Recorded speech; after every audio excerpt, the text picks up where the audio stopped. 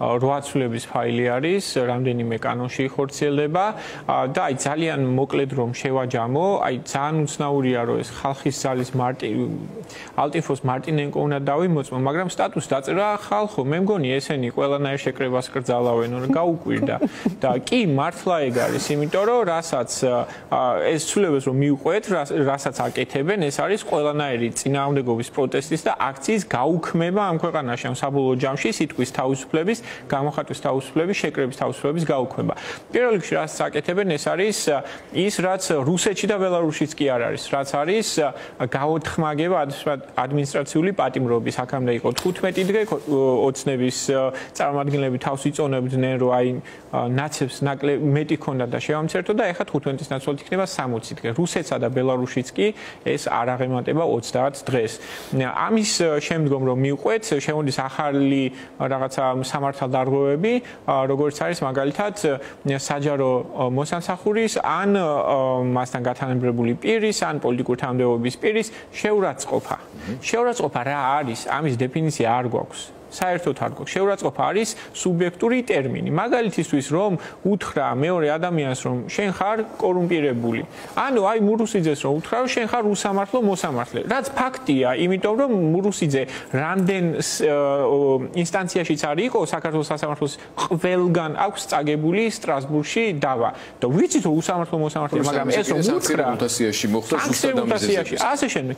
რომ უთხრა ეს შეურაცხყოფად მიიგებს და ამიტომ შენ შემდეგ 60 დღით უნდა ხვიდე იზოლატორში ან და 5000 ან 6000 ლარის ჯარიმა დაგიწერონ. რომ უთხრა ადამიანს კორუმპირებული ხარო, როცა მართლა კორუფცია დადასტურებული არის დაუშვათ განაჩენით, ამაზეც რა თქმა უნდა მიიღებს შეურაცხყოფა და ასე შემდეგ. ან ადამიანს მაგალითად მუნიციპალიტეტის მერს, რომელიც დაკპირდა არჩევნებამდე აი ამას შეგისრულებო და მე არ შეგისრულა, რომ უთხრა მატყუ არა ხარო, ამასაც რა თქმა უნდა შეურაცხყოფად მიიღებს და მოკლედ ჩაჯდები ამის გამო 60 დღემდე ციხეში. გარდა ამისა იზრდება სანქციები 5000-მდე, 6000 ლარამდე სხვა სამართალდარღვევებთან დაკავშირებითაც ეს ჯარიმები, რაც ძალიან ეტკინათ ეს შეიძლება გამოჩნდეს აი ამ ცვლილებების მიხედვით. მაგალითისთვის ერთი ასეთი ცვლილება არის, რომ კრძალავენ დახურულ დაწესებულებაში მანიფესტაციის გამართვა. სინამდვილეში ეს რა არის? შენობაში. ეს სინამდვილეში ნიშნავს იმას, რომ აი ადამიანები თუნდაც გუშინ რომ შევიდნენ მოლში და კიდევ უფრო მეტ ადამიანს გააგებინეს, რომ აი აქ გარის ნახეთ რა ხდება, გამოდით, შემოგვიერთდით. ამას აქცევენ ეს ადამიანები კანონის დარღვევად და 5000-6000 ლარით ჯარიმისან 60 დღით იზოლატორის საქმეს. რაც ასევე ძალიან ეტკინათ არის ის ამბავი, რომ ჩვენ გვაქვს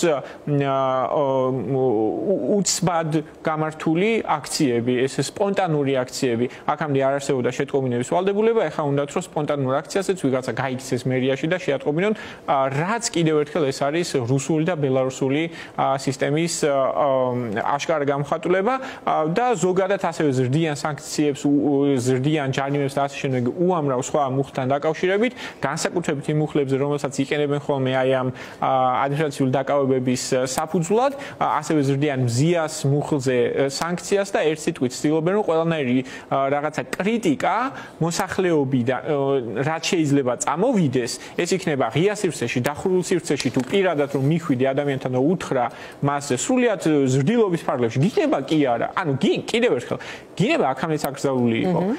გინება არის 166-ე მუხლი ადმინისტრაციულ სამართალდარღვევათა კოდექსი. ესენი რასაც კრძალავენ ახლა, ეს არის შენი მოსაზრების ხმამაღლა თქმის შესაძლებლობა გინების გარეშე.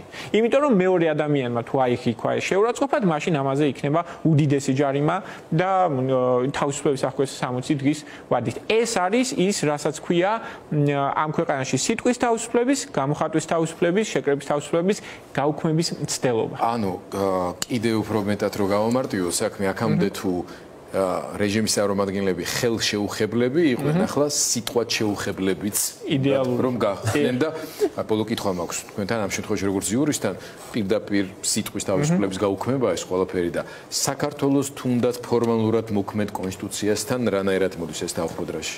თანხმდრაში იმდენად არ მოდის თანხმდრაში ეს, რომ არსებობს მუხლები, რომელსაც ცვლიან, რომელიც საკონსტიტუციო სასამართლოს უკვე გაუქმებული აქვს. ანუ ამას ქვია დამძლევი ნორმა, როდესაც საკონსტიტუციო სასამართლო აუქმებს ნორმას და შემდეგ ამასრულებელი ხელისუფლება ან საკანონმდებლო ხელახლა იგებს იგივე ნორმას. ასეთი ნორმები გვაქვს, ანუ აბრუნებენ ცალსახად შეიძლება ითქვას არაკონსტიტუციურ ნორმებს, რაც არ შესაბამება სტრასბურგს გავანებოთ თავი კონსტიტუციას არ შესაბამება, იმიტომ რომ საკონსტიტუციოს ეს უკვე ნათქვამი აქვს. უბრალოდ ის სამწუხარო ვითარება გვაქვს ქვეყანაში, რომ საკონსტიტუციოს ახლა ნებისმიერ რამეზე რომ მივმართოთ, საკუთრილი დასჯა რომ დააბრუნონ და იმაზე მივმართოთ, რომ პირდაპირ წერია კონსტიტუციაში სიკვდილით დასჯა აკრძალულია, ხო? ამაზე იტყვის რომ ნუ ეხა მაინც შესაძლებელი არ არის. სხვათა საკონსტიტუციის გამახსენდა და აი მე როგორ ჟურნალისტმა ეხა სატელევიზიო ეთერში რომ შეფასება მივცედა თქვა რომ საკონსტიტუციო სასამართლოს უმრავლესობის მიერ მიღებული გადაწყვეტილებების გამოცდილებით მიმაჩნია რომ ისინი არიან პირდაპირ პოლიტიკური გავლენის ქვეშ მართველი რეჟიმის, რაც პოლიტიკური კორუფციის ერთ-ერთი გამოხატულებაც არის და ამხრივ კორუმპირებულებად მიმაჩნია, მათ შეუძლიან მე ამ შემთხვევაში როგორ ჟურნალისტ ამ სიტყვის გამოხატვის ამ შეფასების გამო ასე თქვა ჩემს მიმართ აღზრან საქმე და ასე შემდეგ. გიჩილო, ხო?